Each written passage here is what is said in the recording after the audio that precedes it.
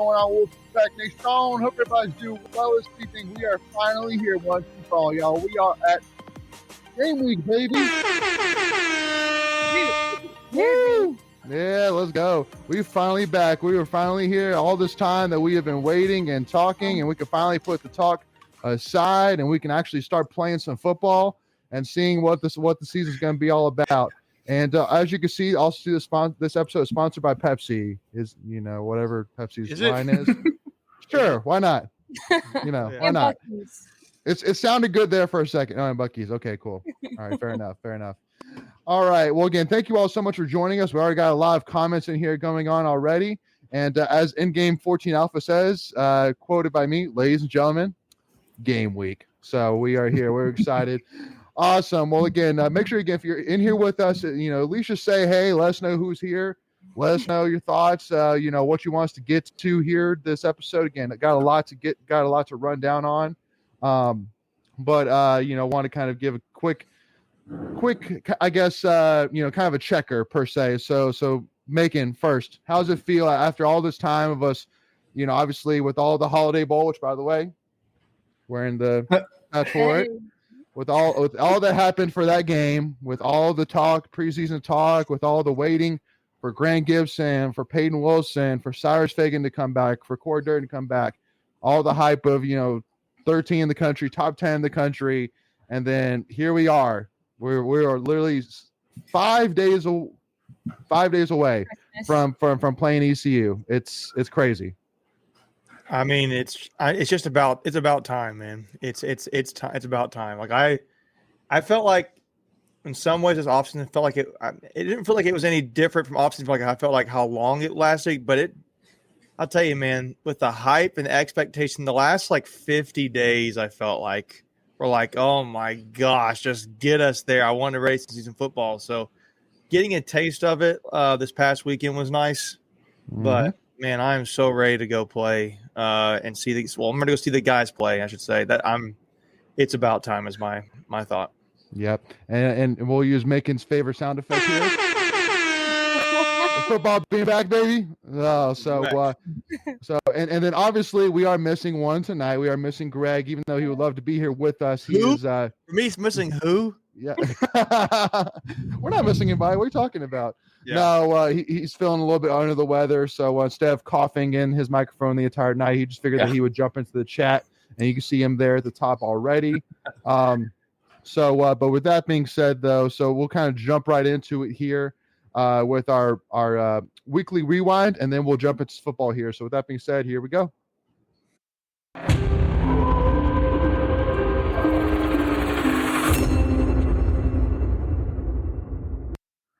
All right.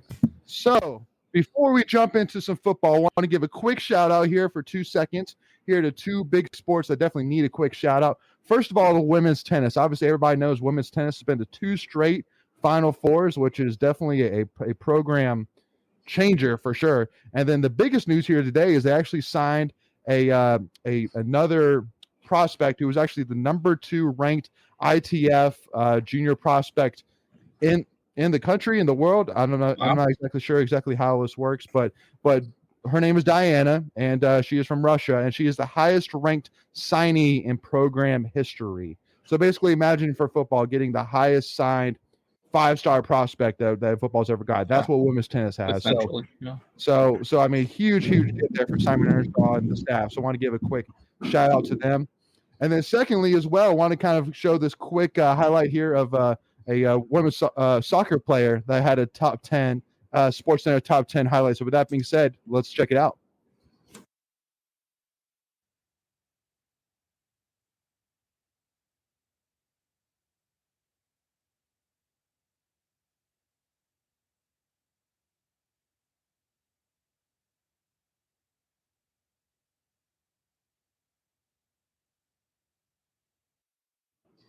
Woo. So obviously, I got to give a shout out to Jamise Joseph, who actually won National Player of the Week. Obviously, first of all, having that highlight of a play against Campbell,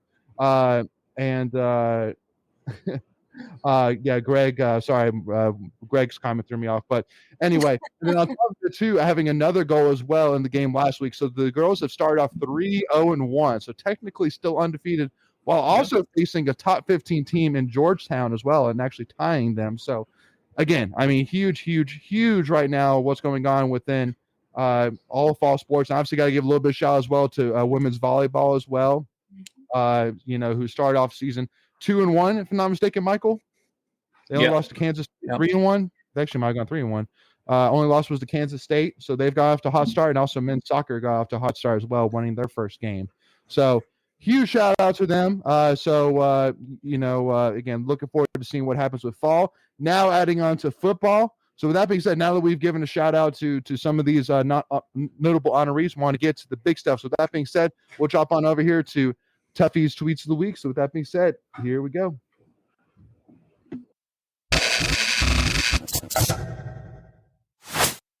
I always click the wrong one. You always hit the wrong one. It's hard to read.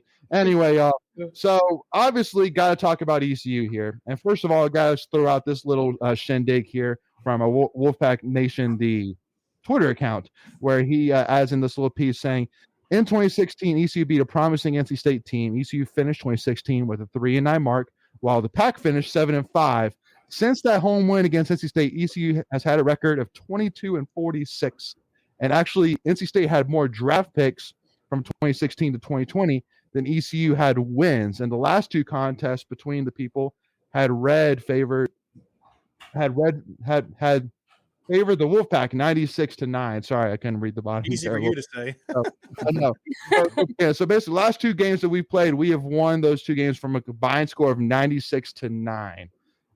So I mean, obviously convincing fashion for sure. But once again, that was 3 years ago, actually. Can't believe that was 3 years ago. And this is a new week. I think that we all can agree that our team is a lot different from even what it was in 2019 for sure. And then ECU's team, that I know they could say as well, even though they still had Holton Ahlers that compete against us, that their team is a lot different as well. So with that being said, so Michael, what's kind of your thought process here heading into ECU here? I mean, I'm excited, and I don't blame ECU fans for being excited. Sure. They're hosting a top 15 team. I think they do have a reason to be confident in their team. Mike Houston's done a good job rebuilding that. They've got a 4-year starter at quarterback. That being said, I don't really think it compares to the experience and talent that we're bringing back. But I think it'll be an exciting game. I'm just ready to get the games going because, like Macon was saying, it was like the off season didn't feel much longer than it usually does. But then once we got down to like the last month or so, it seemed like it was taking a while. So I'm ready to see him out there on the field.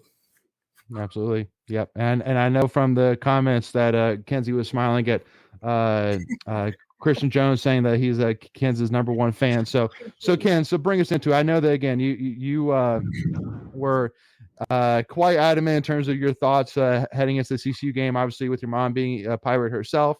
And you and me and Greg, at least Greg plans to as of now. But I mean, I know I've seen from his menu spread on Facebook that he has quite a spread. He's playing this. So I would bet my right arm that he's not going to miss that ECU game. So with that being said, you, me, and Greg will be down there. So kind of tell me your thoughts heading into this. I think the environment's going to be insane, honestly. I feel like Mike Houston has turned that team around completely. I feel like ECU fans feel like we did in 2017. Like this team, like they have a lot riding on it. But like Michael said, I genuinely don't think that it's enough for state, for the team that we have this year, the maturity, all the seniors. And it's just, everybody keeps calling it a trap game, but I feel like all the comments that we're getting on Twitter, the guys are getting, like, it's just, y'all keep it up. It's just adding fuel to their fire. Like, they're just going to come out and prove it even more. And yes, Greg, I have state winning. Well, and making to kind of lead into that conversation a little bit here, if you don't mind me making, then I'll let you jump in here. Yeah. So I want to show in the next tweet of the week, which was a quote from Pirate Radio of Xavier Smith, who's a linebacker for ECU, saying on radio, and I quote, "Respectfully, ain't nothing NC State do that concerns me. Ain't nothing their QB do that scares me. I play the game confident. I play to win." He needs to go to class. Well, yeah. Obviously, the grammar there is terrible. But again, one of the things which I actually love is that they're the ones doing the talking. I'm glad that honestly that we're the ones keeping silent, and they're the ones that are just fueling the fire a little bit. Because to me, that's got to play in our hands. As if there's not enough motivation there for our players and our guys already. This is going on every single player's locker. This is going on the door out. This is going on the door in. This is like, this to me is just a huge like bring it on kind of deal. And I think our guys can bring it. So go ahead, Macon. Well, I'm looking at this comment. Tom Luvander said he's an English major. And then Craig responds immediately, obviously not an English major. So that's pretty funny. But I was trying to figure out what he said. He's a linebacker. He's a linebacker. Yeah. I mean, that's all you feel. I mean, you can feel that way. And I'm not saying that you can't beat us or anything like that, but I just think he's trying to stoke the fire, and to me that's really foolish. I hope State never does any kind of comments like that, like heading into a Texas Tech or Clemson or Florida. I hope they don't do that. Well, it's kind of already happened with Clemson. Isaiah Moore saying Clemson still thinks they have the best defense in the country. That's a good point. Well, he didn't say it. He just kind of shook his his head. head. He didn't really come. He was just didn't really. Yeah, come. it wasn't He didn't say, those guys, they suck. They don't intimidate me. We're all He didn't say terrified of that. Clemson. Yeah. Like we know it. We're all terrified. But I get you're saying. If you watched it, you would perceive it like, okay, well, we'll show you kind of thing. But man, that was just a stupid comment to me. If I was Mike Houston, I would grab him by the collar and be like, "What are you doing?" So, well, and by the way, too, Chris, also, I see your comment in terms of expectations. We will get to that after we kind of dive into this ECU game a little bit more. Go ahead, Kens. I think that's the last thing that ECU players want to do is anger or upset the State team even more. Like, just let us come in, play. Like, don't – our team is our offense. Devin Leary, don't anger him. Period. Yeah. Like, that's not a good move on his side at all. Well, and also, too, even on top of that, too, I want to kind of also, too, add to that with in Hoist the Colors, which is kind of ECU's 24/7. There's kind of a Q&A section. And one of the things which I thought was interesting was in the question where it asks, do you think State is overhyped or underrated? And the answer was maybe slightly overhyped. They didn't really beat anyone good outside of Clemson last season. I definitely have them preseason top 25 for sure, just not about so close to the top 10. So, and then on top of that too, as well, I know that Boneyard Podcast, and we actually have a preview coming out with them, first part coming out tomorrow, but they also went on Red and White Podcast as well. And one of the things which was interesting was, him basically saying on the podcast, like, we expect to beat NC State. And to kind of give you a little bit of a teaser as well, I actually asked him, Jared from Boneyard Podcast, saying that I'm sure that you guys predict that ECU is going to be NC State, but how confident would you say you are from 1 to 10? And he said, and I quote, I'm going to be conservative. I'm going to say 6.5. So to me, I'm like, especially too, because the fact that, again, now we went from being between a 10 to 11 point favorite to now being an 11 to a 12.5 point favorite. So it's even moving more in our favor. So to me, it's like it went up. Yeah. Mm-hmm. Yeah, it went up. Well, if you remember the stat line, someone I saw a few weeks ago said that State is undefeated when they are favored by at least 10 points, like on the road, like outright every time they win. So if history tells you anything, State is going to win this game somehow based upon that betting line already. So, right. But not saying it can't happen. I'm just saying that's what it's looking like. Yep. I do want to bring up Robert's comment, though, saying trap game for State. ECU has had a solid, mature team and experienced good about State has everything to lose and ECU has nothing to lose. After all hype, if we lose to ECU State, be made a laughing talk. Okay. Well, I think I get generally what you're saying. So the one thing which I will 100% disagree with you on is that ECU has a lot to play for. They have, I could argue just as much, but for different reasons than we do. Like we have a lot to play for, but just different How reasons so, to play for Leighton? than How they do. so? Explain it. Well, so for us, obviously we have a lot to play for in the fact that we're trying to take the next step. We're trying to win ACC championship. We're trying to prove that we are truly moving the right direction and building off of what we did last season. I mean, last season we beat Clemson. We pulled a big set against UNC. We were right there being 10 wins. So we're trying to prove we could take the next step and win the ACC championship and be relevant nationally.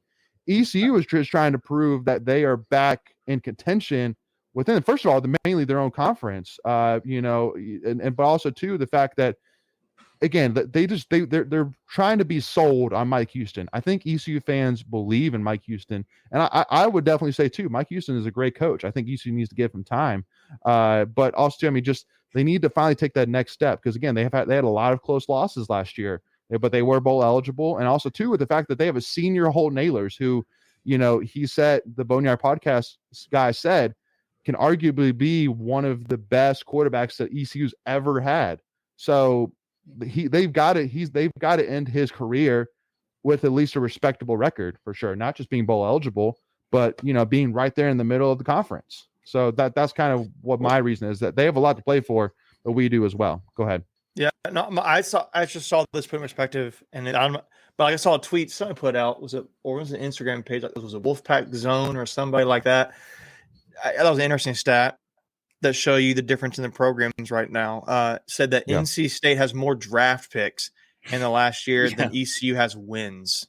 Yeah, I read that. I think it's like 5 years, something like that. So, look, if they win, they win. It'd be like losing Appalachian State or whatever. It might be a little worse, actually. It would definitely be worse. But it would be But my thing is, though, I don't feel worried about this game. I mean, a little bit, because it's like, okay, hey, we talked about this earlier in the summer. This is like a litmus test, in my opinion, for the rest of the season in a way for us. So how you handle this game going into week one with the expectation, if you can go out there and throttle ECU, man, what would that say about NC State? That would be really good. I think it would give the fan base a lot of confidence. It would give the team a lot of confidence. So hopefully that happens. Mm-hmm. We talked this again, going out there and punching in the mouth. That's what you have to do when you're a road team. So, Yep. Well, and again, too, the other point being, and actually, you know what, Michael, go ahead. I've talked enough. Go ahead, Michael. I was just going to say, your point about we have a lot to play for, we do, but if you're saying that's the ACC championship, technically this game doesn't really matter in that respect. I mean, it doesn't. If we lose, technically, it doesn't bode well for our chances.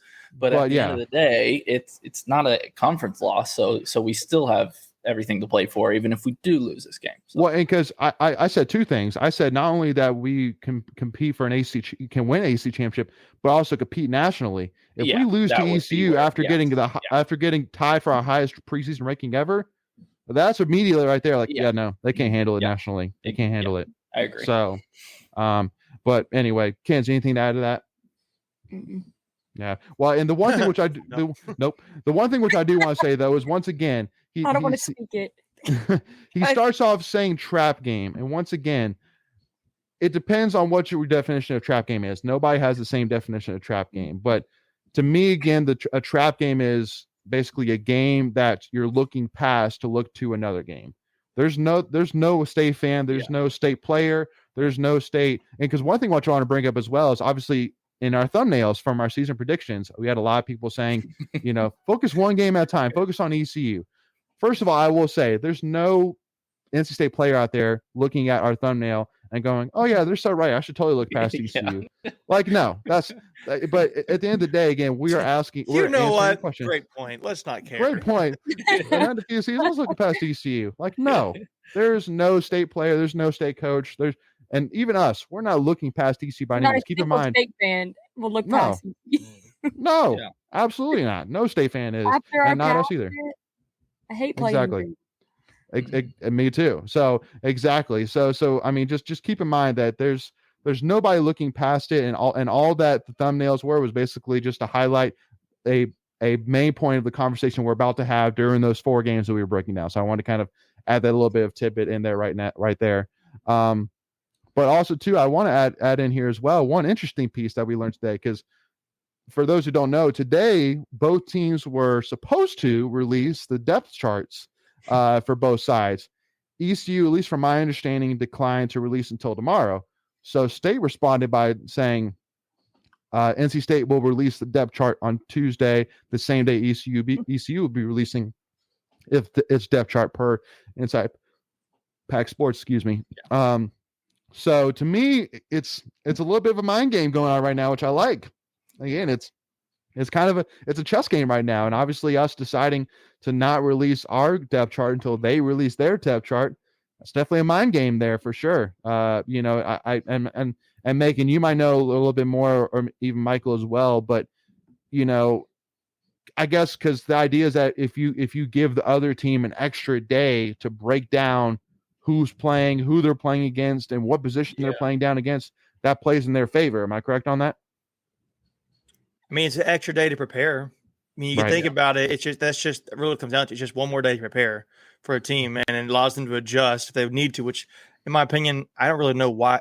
I don't foresee a team totally adjusting off of one day of that. I mean, if you know who your best players are, you should play your best players. So I just think it's preparing for the team that week mentally. So getting guys ready. So or it's one less day for you to know who they're starting. So that's the reason why. I don't think it would matter otherwise much, but yeah. I don't know. I don't think it's that big of a deal personally. Yeah. Yeah. I mean, one day is not going to make a difference, but I mean, any little advantage you can keep, hold on to, then do that. Like, I think the biggest thing, I'd say the only like question mark on the depth chart, at least offensively, is who's going to be that third receiver. Is it going to be Keelan Lassane? Is it going to be Julian Gray? Is it going to be Anthony Smith? Is it going to be Daryl Jones? So, you know, if they do have an additional day to know who that is, then, you know, there's not much film on those guys. But like, say it's Daryl Jones, they can go back and watch the film from him at Maryland last year for, you know, a day, and maybe that helps a little bit. So yeah, you just don't want to do anything you don't have to. Now, the one I do want to highlight this a couple of comments here. First one here coming in from Will Pryor saying it is a precedent-setting game, just like Macon was saying, as we need to set the tone for the season. Absolutely, and especially too, because like Coach Dorn was saying today, is that if we are going to, like, for example, if we're going to beat Clemson at Clemson in such of a tough environment as Death Valley, we honestly, it's kind of a benefit to us that we are playing at ECU, because it kind of gives us that taste of what it's going to be like playing in a very, very hostile environment. So that's kind of big thing there. And Tom as well adds in saying conditioning will be a big part of this game. It's going to be hot at 12 p.m., 89 to 90 degrees. And I've even seen as well, there was like some throwouts of like rain and thunderstorms and stuff like that. But, you know, I think that's kind of started to kind of go away a little bit more, but it started to get slightly hotter. It was like high of like 85, but it's kind of slowly gotten higher and higher there. But, you know, either way, again, just give me football. And honestly, you know, Right. I'm fine. I prefer no rain, obviously, because I want Devin Leary to throw the ball, but, you know, we'll take football either way. So, and then I also want to highlight as well, I lost your comment. Oh, okay. So J.R. Lewis 02 asked the question, would you at least have an idea of who is starting?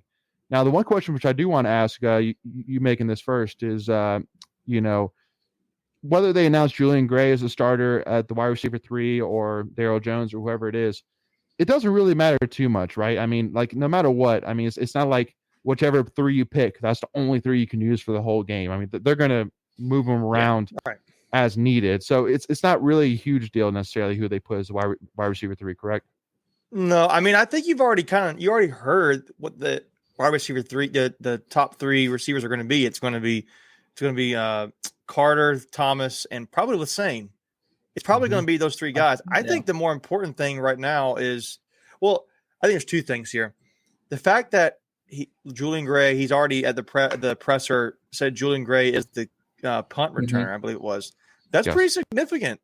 I mean, he's the guy's never played a down at NC State and or much, and he's or is it kick returner, whatever it is? I would Or assume kick he'd be returner. the kick returner because Kick Thayer's got They punts, duh. Kick Well, kick returner. returner. My point is the fact that he's already been announced that he hasn't played a game and he's going to have that much responsibility there shows to me he is dynamic with the ball, because he wouldn't give somebody the potential to be a kick returner if they weren't just absolutely dynamic. Right. And this is not him running routes either. This is him just running through the field, using his vision and speed and athleticism to make a play down the field. So I imagine if he continues to grow and get game experience, which it sounds like that's all he really needs at this point, you could see him compete, I imagine, with Lassane at that third spot.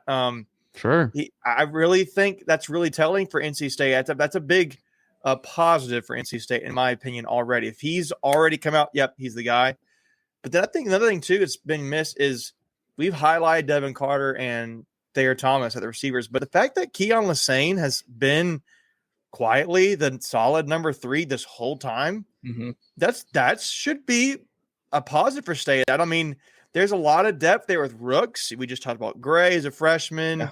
I know Doran has mentioned who'd you say there? Daryl Jones. Daryl Jones, the grad transfer came in. I know Doran's you mentioned the other freshman receiver that nobody's really talking about, and I don't expect you to see him much. Jalen Coit, Coit, And Anthony Smith. Even better. That's an even bigger one. Yeah. So the fact that Lassane has kind of solidified that wide receiver 3 spot going into this season, it doesn't seem like it's murky. It just seems like, okay, that's his to lose. And that should be a pretty good thing for NC State fans as well. I think the question is, can one of these 3 guys be explosive and take the top off the defense? Yep. And that I don't know about. I believe you're going to see Devin Carter be the deep threat guy, like it was last year. I think you're going to see Lassane kind of do that. Maybe have like a little bit of like a Porter Rooks kind of games here and there. I know Rooks is more of a slot guy, but that's still good there. So to me, the fact that Lassane has impressed that much to already have that spot is a good thing for State. I think it's just going to be more interesting to see where does the 2 guys in my mind are Anthony Smith and Julian Gray factor in as deep threats and with their athletics, because they're the fastest guys on the team, basically. So 2 of the fastest guys. Yeah. Well, and keep in mind too, as well, that, because it might have been one big question, which is where's Porter Rooks? And keep in mind that he is a slot receiver. So he's basically playing behind Thayer Thomas, but he'll play a good bit. No, don't worry about it. But just like you were saying, like if we can have another guy that can break out, as the receiver on the opposite side from Devin Carter, that all but plays well into the hands of NC State. To be able to really spread the field, to get defenses to really pay attention to the guy on the opposite side of the field from Devin Carter. Again, just it plays even more in the hands. And honestly, to me, I think this game is going to be huge for the running back spot. Honestly, coming from fall camp, I'm not even worried about anything about him. I'm telling you, like that guy has gotten so much hype coming out of fall camp. I'm not even worried about left tackle. There's no debate in coming out of camp. Is he the guy? Should we try Tim McKay at the left tackle or any other guy? It's like, no, he's the guy. It's the fact that he has already solidified that. It's a great point. I think you could look at Belton just as you could with Lassane. They kind of have solidified their spots, and it's like quietly, that's a very big positive, particularly with more so with Belton. But those are really good positives for NC State offensively. The fact that Jordan Houston has not lost the running back spot. I mean, like he is the guy. I mean, he's proven that over the last few years. But similar kind of thing. It's a good positive, and it's been kind of quiet about it. Yep. Well, and because keep in mind that again, I mean, you still got Trent Penix that is a running back, wide receiver, tight end, Swiss Army knife. He's in everything. Yeah, exactly. Samuel, he'll do whatever. He's in everything. So, and then again, I mean, Doran mentioned a bunch of guys, that can really jump in there, running back, Dover Mims, Demi Sumo, you name it. So to me, it's like if we could just have somebody that can be efficient and step up and really help Houston in the backfield. That to me, that's really going to be the position I'm actually watching, really, because I'm not worried about defense as long as I'm knocking on wood here. Everybody stays upright. I'm not even gonna say the word, but as long as everybody stays upright, then I'm not worried about defense at all. I'm not worried about whatsoever. Only thing I'm paying attention to is the run game. Can we be efficient in the run game? Do we have to? Are we able to finally put the ball outside of Devin Leary's hands a little bit, just to help him out? Not necessarily saying that I'm worried about Devin Leary, but just help him out a little bit. That's all I'm saying. And even like maybe do we see some draw action this year? Like we don't necessarily run a lot of draw plays, but maybe we do this year, especially with a smaller running back like Jordan Houston, get him to hide behind the offensive line and squeeze on through. So, and then also too, Greg brings us a great point as well in terms of I want to see how the running backs do with pass protection. Another great point there as well. Oh yeah, that comment that Doran said the end game just put that made me excited. Well, and that's huge. It also made me knock on wood like crazy. Sure, but again, that's the thing which is crazy to me is that this is literally the most experienced team Doran's had. This is the most talented team Doran's had. This is also the most mature team that he's had. And now, on top of it, knock on wood, this has also been the most healthiest his team has been coming out of fall camp.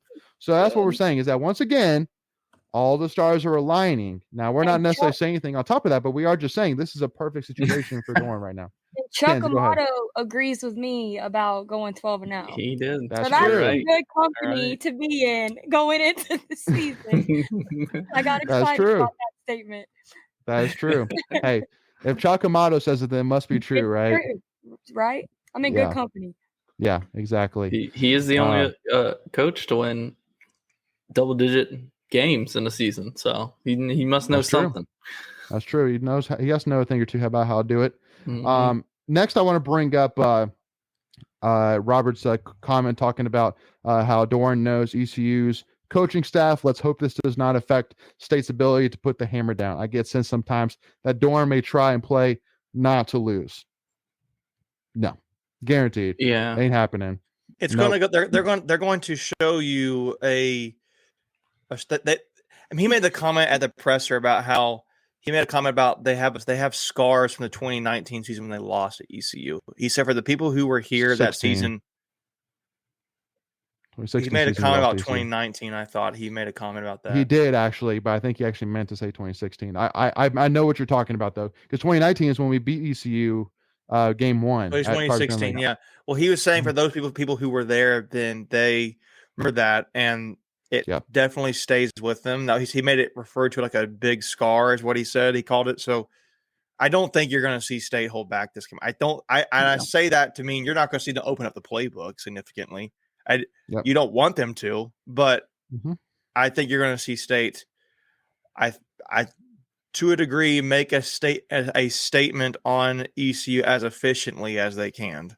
So absolutely. Well, because again, there's going to be a lot of eyes watching this. There's gonna be a ton of eyes, and Doran too. Because one thing which I always know about him during my time at being a student manager is that in his early years he always talked about the phrase "put it on film." Like if you want to be a team that can tackle well, if you want to be a team that is consistent, a team that can run the ball, put it on film. Make it so that way that for the next week, so Charleston Southern, they have to watch NC State run the ball really well, or they have to watch NC State tackle really well. Or get 11 heads to the ball. That's what Doran's all about. That is one of his phrases through and through, on top of another one which we're going to talk about, one pack, one goal. So to me, it's like, listen, Doran's going to make it very clear to everybody who watches that ECU tape with as much control as he can that we are a really good football team. Like there's been a lot of talk, but watch the film. We are a really good, if not great, football team. So, and Will Pryor even says as well, saying, I get the sense that this coaching staff has really played down how good this team is. Michael, what are you? Go ahead. They've been very confident in the team and pumping them up. So I hope that's downplaying and they're better than they're saying. But I don't know. We'll see. Yeah. Well, and again, I think that. I mean, like Tony Gibson has, made the comment saying, "Hey, we just want to win all 12 games and then see what happens at the end of the year." Like, that.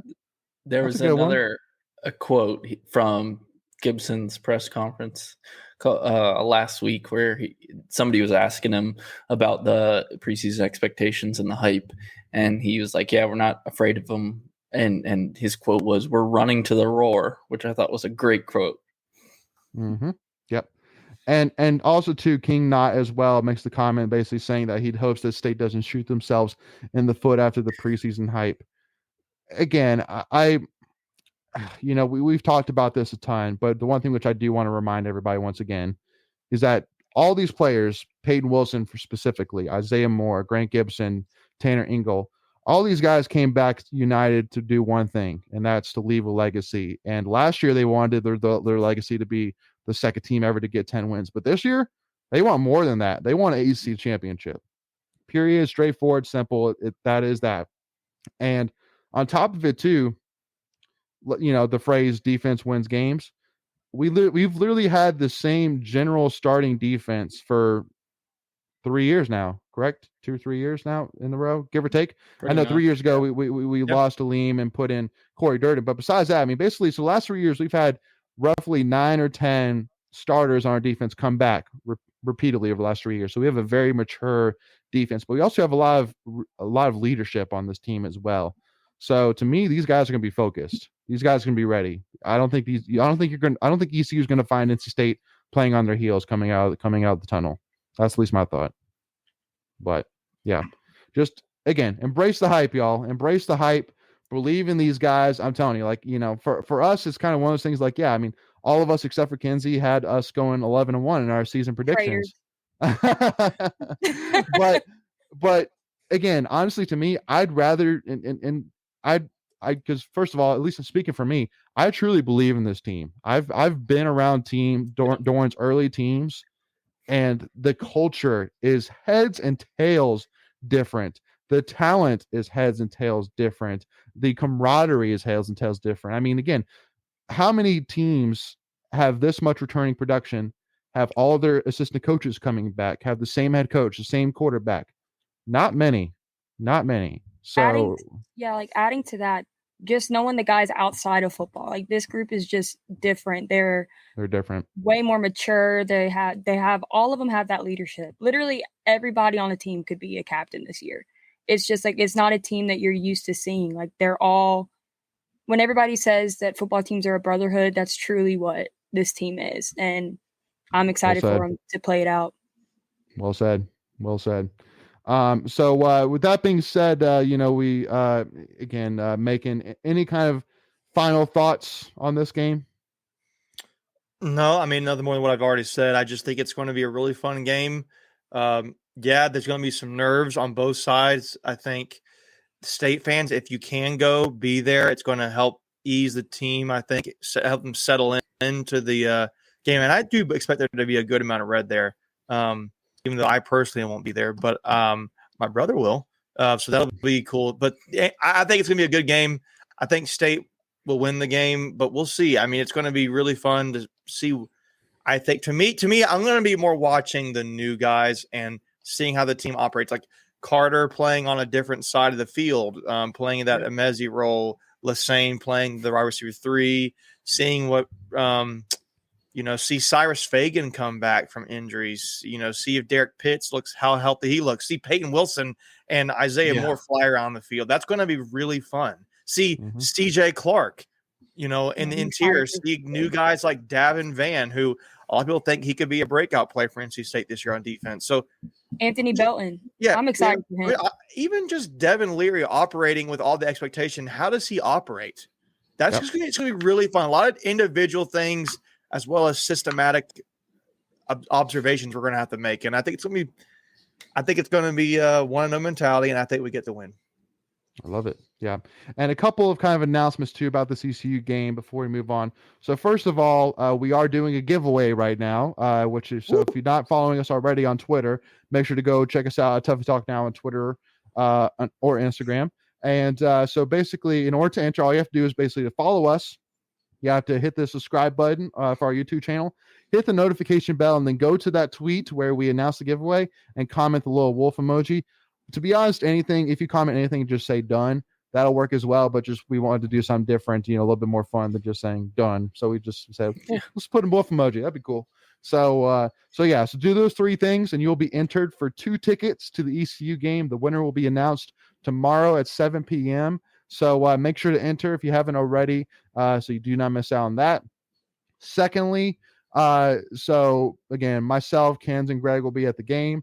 Michael and Macon will be hosting a watch party from right here on the YouTube channel. The link has already been created, so if you want to make sure you do not miss out, make sure to go to it and hit that set reminder button, so that way you'll actually be notified as well ahead of time before we go live for the watch party.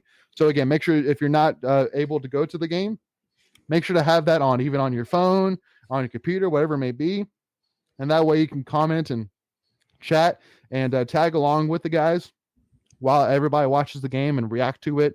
And, especially like at halftime, make sure to join in, to kind of break down the first half and all that jazz. And even after the game, hopefully after a huge win, as don't be surprised if maybe even myself, Kens, and Greg join in as well. So, but and again, I didn't necessarily say if whether we win or lose, but I'm just saying after the game. So, but definitely hoping and expecting an excited bunch there after the game. So definitely looking forward to that huge game. Looking forward to it. All right, so now moving on to it. If you weren't already excited about football, so one interesting announcement today was per FBS schedules, NC State and Appalachian State have scheduled a home and home for 2025 and 2026. 2025 are going to Boone. 2026 they're coming to NC State. So Michael, I want to kind of get actually, you know what, Kens, I actually haven't started with you yet. So what were your initial thoughts when you heard this news about that home and home with App State? It's about time. I'm excited. Really? I've wanted to play App for a long time. I think it's because our fan bases are similar in the sense of we both will go however far for our team. I think our teams are similar. Appalachian State is a really good football program, extremely good. So I think that's huge for our out-of-conference strength for our football team. It's funny. I actually am kind of different from you in that aspect. But first of all, because the one thing is, I will agree that App State has definitely done a great job. I think that they are first of all, got to give a shout out, but not a good shout out, to a former NC offensive coordinator, Eli Drinkwitz, for saying, I'm never going to leave App State. This is it for me. And then a year later, basically saying like this is not a stepping stone. He said this is not a stepping stone for me. And then literally 1 year with App State as the head coach, and then he goes on to Missouri. That was a really nice stepping stone. Right? I know Missouri's in the SEC, but they might be a worse program than App State. You could make the argument. Yeah, you can make the argument. I'm just ready to prove App State fans wrong when they say this is our state. Well, we try to do that. Yeah, hopefully. The one thing which I will say is I think that, State fans are heads and tails better than App State for the fact that, we support all NC State. We don't cheer for NC State for football and then cheer for Duke for basketball. We cheer for them all. Yeah, we cheer for NC State all sports. So, Greg mentions that he'd love to go out to Boone. Looks like a great place to go watch a game. Yeah. But that's the other thing as well that kind of bugs me is I think it was Big Game Boomer putting out there that App State had the best college football stadium in the state of North Carolina. And I get it's a beautiful area. Yeah, it's in the mountains. But the stadium itself, come on. No, it's 30,000 people. Yeah. Well, and yeah. No, it's come on. And especially I would argue now with the Tuffy's Terrace and having that awesome mural on the front of it, that takes up a notch. And on top of it, now we made it bigger where we have all of the food trucks as well. It's the Here's my thing. I think it's a similar situation with ECU. You don't gain a whole lot by playing there. To me, it's a recruiting move. It's a recruiting move for the state. So you get to play and the local kids can watch. I think State has seen here's honestly what I thought. I thought other than having the two best, in my opinion, the two better football programs in the state playing together against each other, you've had a lot of talent come out of the mountains area lately, is what I thought. And, you look at Isaiah Shirley, Aiden White, Zach Myers, who is committed. There's probably a few other guys. I know a guy probably people don't remember here, but I know Leighton might. Rico Dowdle, he played for South Carolina.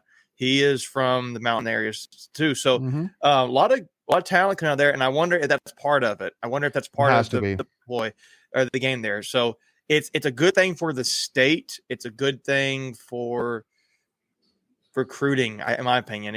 State does not gain a whole lot. I mean, the only person that's benefits here is Appalachian State. Similar here. The only thing it gains for us with ECU is it gains, it's more. There's more there for State to lose than there is for Appalachian State or ECU. So easily. Now you could be like, it's a good non-conference game, but it's a tough non-conference game in your own state. And if you lose, man, you're going to be hearing it so everywhere. Bad. So I think it's a recruiting thing, and I think it's just good football for the state. I think you're seeing Doran kind of do that. He's kind of trying to play teams in the state here. Maybe, you see us play. We played Presbyterian, which I think that's in North Carolina. Is that in South Carolina?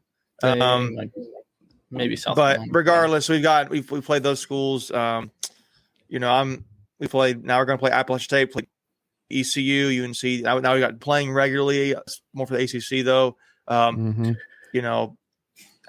think it's good. I feel like it's more a strategic move than it is anything else.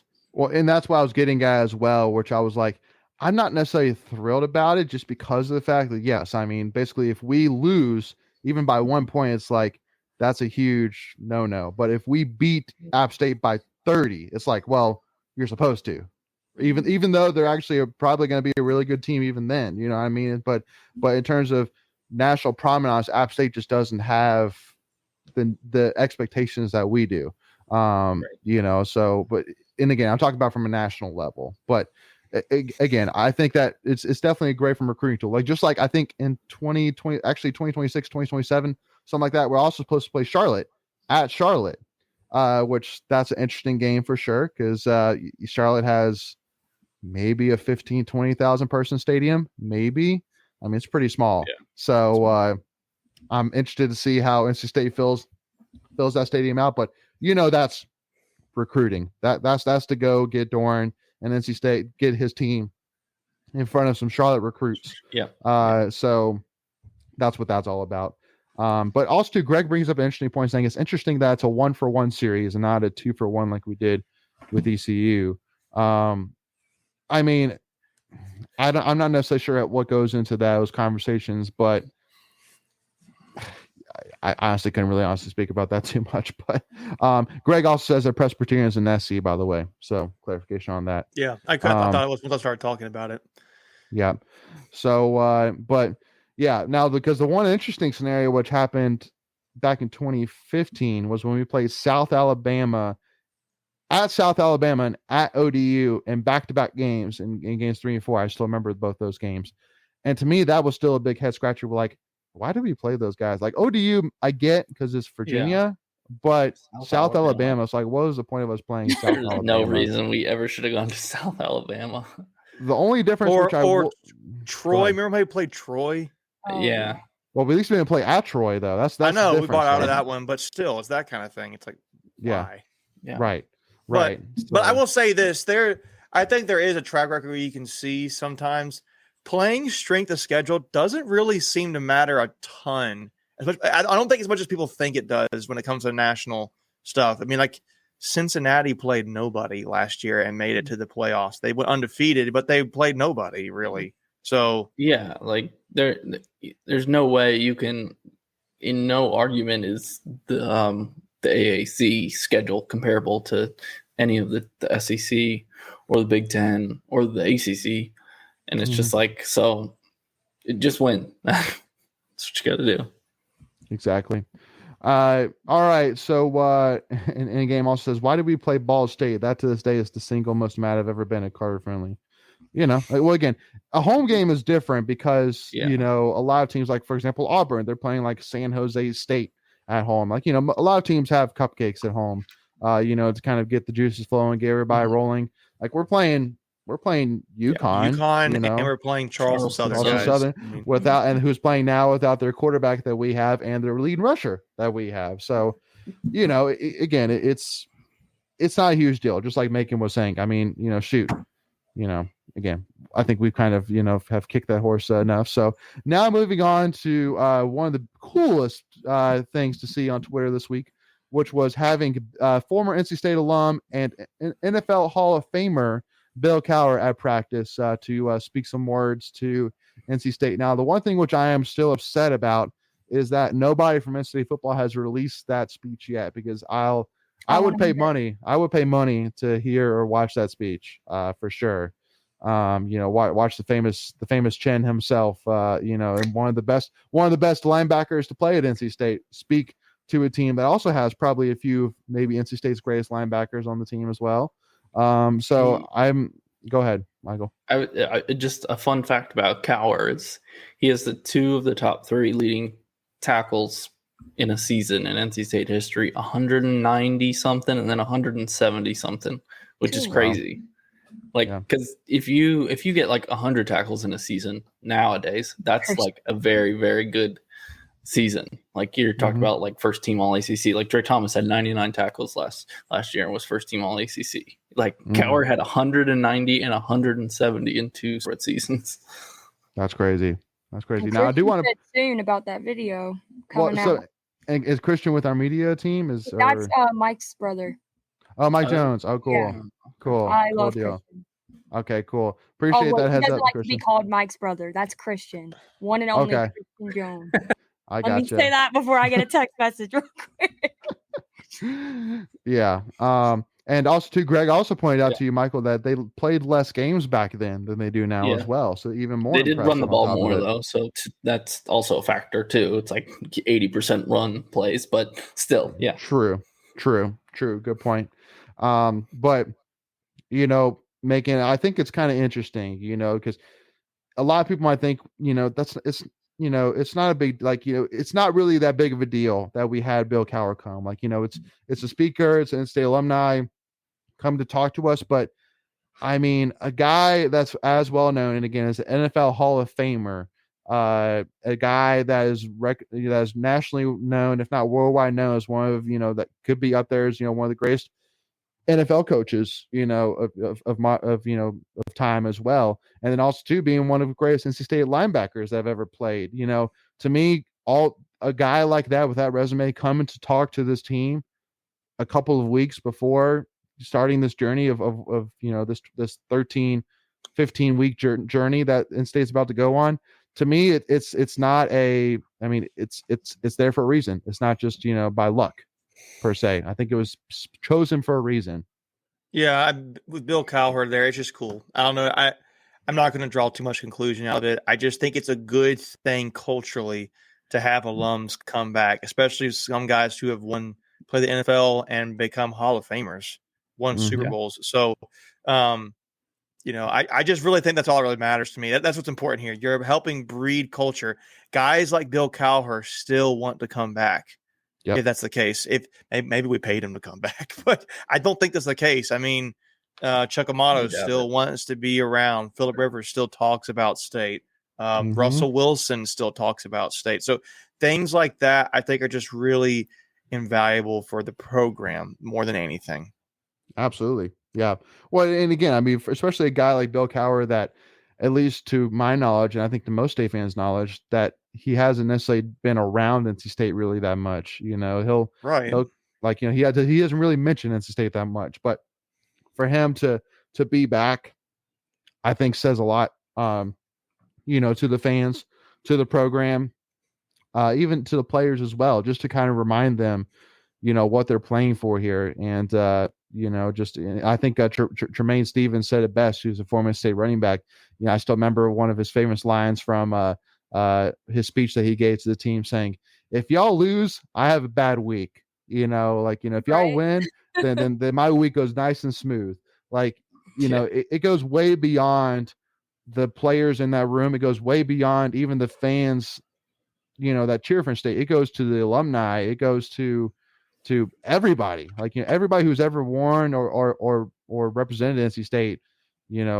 It hits all of them. Now, the one thing which I do think is funny is that Big Game Boomer's tweet some time ago about how many percentage was the percentage of NC State fans that went to NC State, and it was like 65% or something like that, or even probably less than that. And it's like, and I think Josh Goodson said what we all thought, which was, if you are a bandwagon NC State fan, then what are you thinking? Like, you Get know, some like help. why would you pick NC State to jump on the bandwagon with or bandwagon?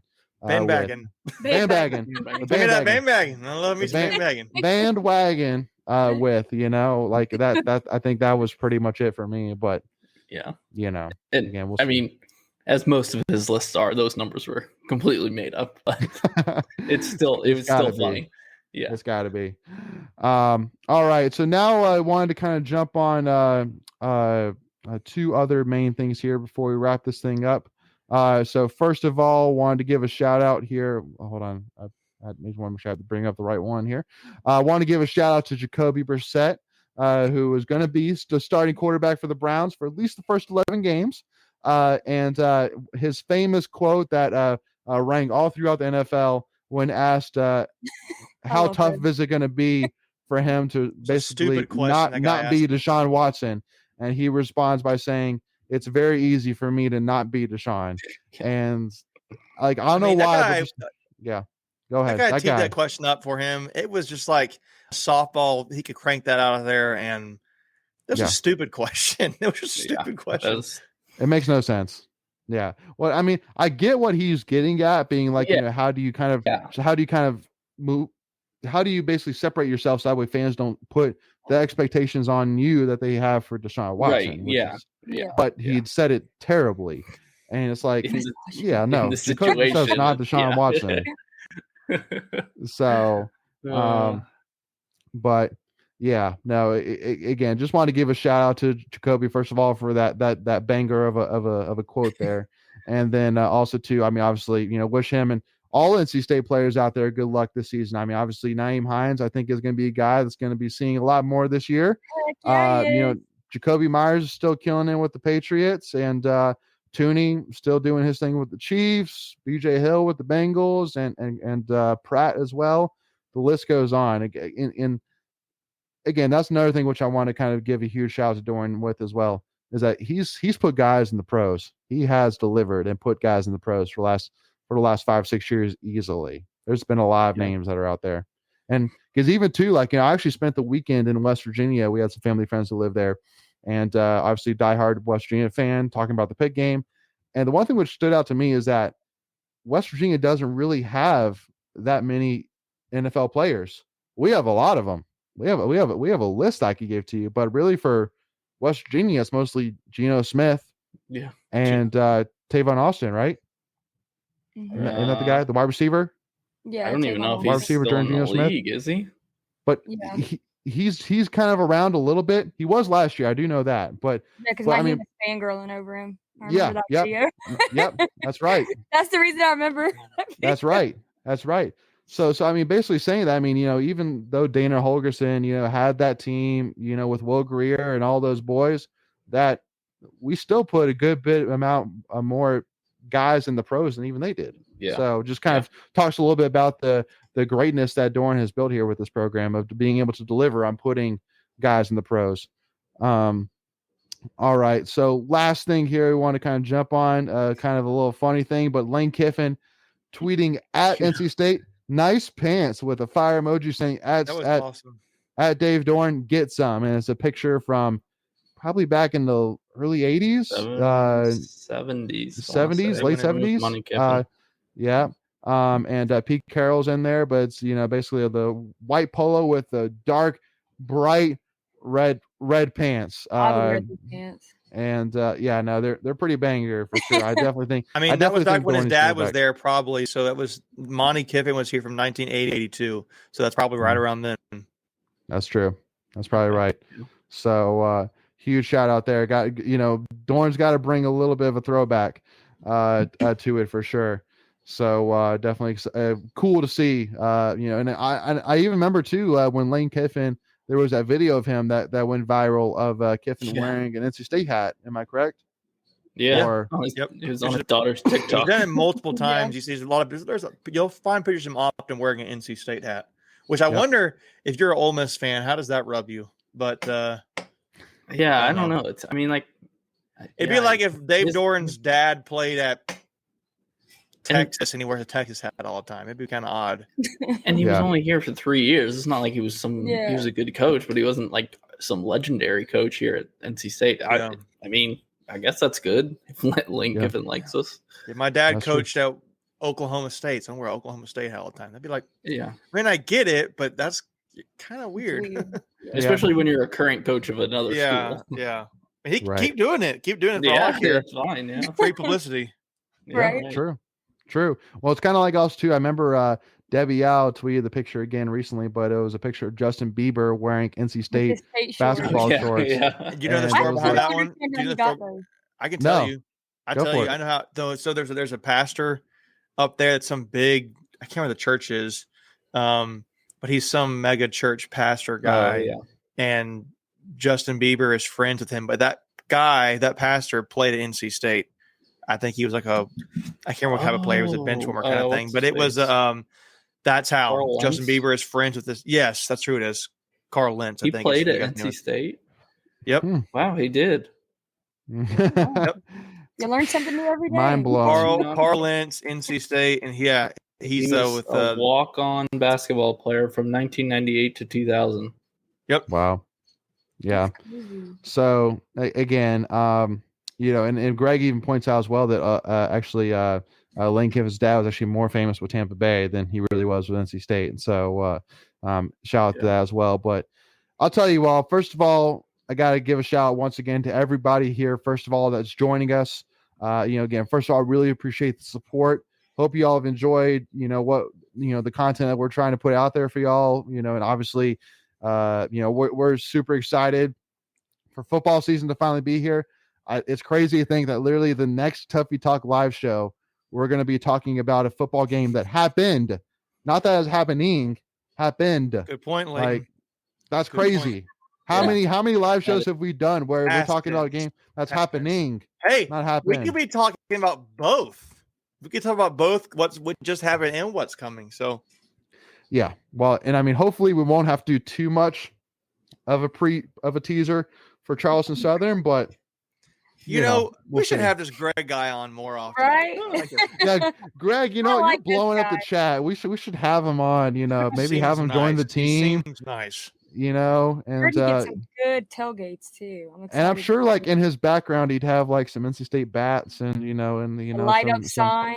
and then some red Yeah. signage across the side. So yeah, we'll definitely need to have him on more. But so let us know in the comments, y'all, what your score predictions are going to be for NC State ECU game. Let us know if you're tuning in with us what the score predictions are. Lock them in, and hey, on Monday we might have to take a step back and see if anybody got it right. So Michael, go ahead. Are we going to do some predictions right here real quick before we Well, end? I mean, so Ken's making I did our score predictions for the season predictions. So I'll say if on you the want to show. hear ours, then go to our season predictions, check out parts 1, 2, and 3. Don't worry too much about the Thank you. thumbnails, as once again, it is just a highlight. It's not actually what we're saying is going to happen. But Michael, you were not a part of that. So give us your prediction, my friend. So I don't see ECU scoring more than 2 touchdowns, if that, on our defense. Mhm. So I've got State 38, ECU 13. State a bajillion to ECU, not a Nothing. bajillion. Nothing. -2. And again, so again, part 1 of our preview with Boneyard will come out tomorrow. Part 2 will come out on Thursday, and also too as well. Make sure you check out our channel memberships. Is this week we're actually coming out with a 2-parter with Jarkel Joyner, NC State point guard, Ole Miss transfer. So if you want to make sure you do not miss out and you're able to watch those episodes, make sure to join our channel members at our 11th state level. Only $4.99 a month right now, which is actually a discount right now for a short time only. So make sure to sign up for that here today. That way you'll get access to all the members' videos we've done so far, where we've done interviews with Isaiah Shirley, Javante Vereen, NC State football commits, but also too, we have the 2-part with Jarkel Joyner coming out this week as well. So make sure to not miss out on that. Also, to make sure don't forget about our giveaway. Again, 2 ECU tickets on the line. So again, if you want to make sure you don't miss out on entering for that giveaway, again, go to the tweet, give us a follow if you haven't already on Twitter, and also to make sure to hit that subscribe button, hit that notification bell, and then comment the wolf emoji, and then you'll be officially entered for the giveaway, which will be announced tomorrow at 7 p.m. And then lastly, again, if that wasn't enough reason already to hit that subscribe button, hit the notification bell, I mean, I don't know what it is at this point, you know. So I mean, I guess so that way also too, you won't miss out whenever we do our watch party as well, and whenever we release any new state content as well. Got some exciting interviews coming up, so definitely don't want to make sure to miss out on that. But as always, y'all, again, we really do appreciate your support. We're excited that football is finally here. We have NC State versus UC coming up here in 5 days, y'all. Almost four. I know we're a couple hours away from being 4 days away. And again, I see the comments with the score predictions coming in. Keep on sending them, y'all. If you haven't already, send us your score predictions, and we'll talk about them more next week. But with that being said, thank you all so much for tuning in. As always, go Pack, y'all. We'll see y'all soon.